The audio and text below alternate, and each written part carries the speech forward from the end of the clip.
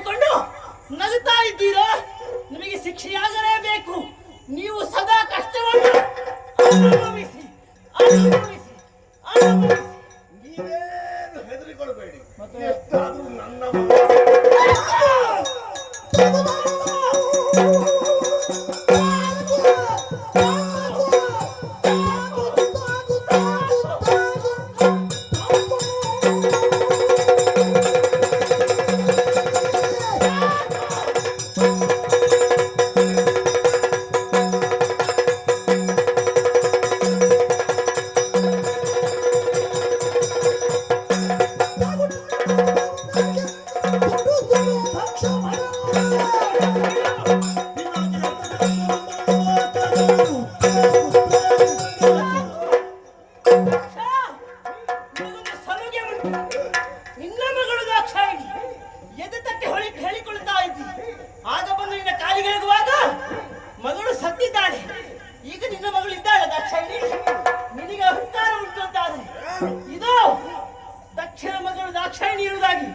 ಲೋಕವನ್ನುಗೊಳಿಸಿಕೊಂಡದ್ದಿಲ್ಲ.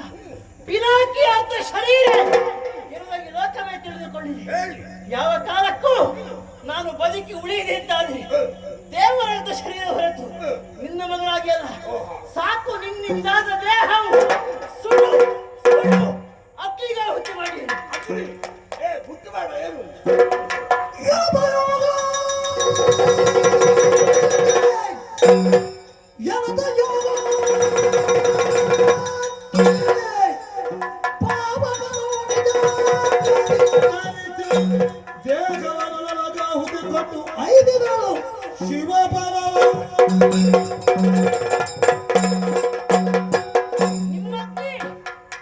ಮುಟ್ಟುವುದಿಲ್ವೇ?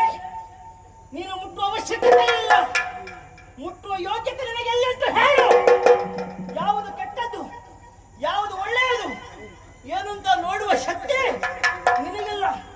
ಸರ್ವವನ್ನು ಭಕ್ಷಿಸುವುದಲ್ಲ, ಮುಖ್ಯವಾಗೇನು ನೀನು ನಿನ್ನ ಮುಖ ನೋಡುವುದು ಬಿಡು. ನಿನಗೆ ನನ್ನ ಶರೀರವನ್ನು ಆಹುತಿ ಮಾಡಿ ಅಂತಾದ್ರೆ ಪತಿ ಸೇವೆಯಿಂದ ಪುನೀತಳಾದವಳು ಎಲ್ಲಿದೆ? ಯೋಗಾಗ್ನಿ ನನ್ನಲ್ಲಿಯೇ ಇದೆ. ಪರಮ ಪತಿವ್ರತೆ ನಾನು.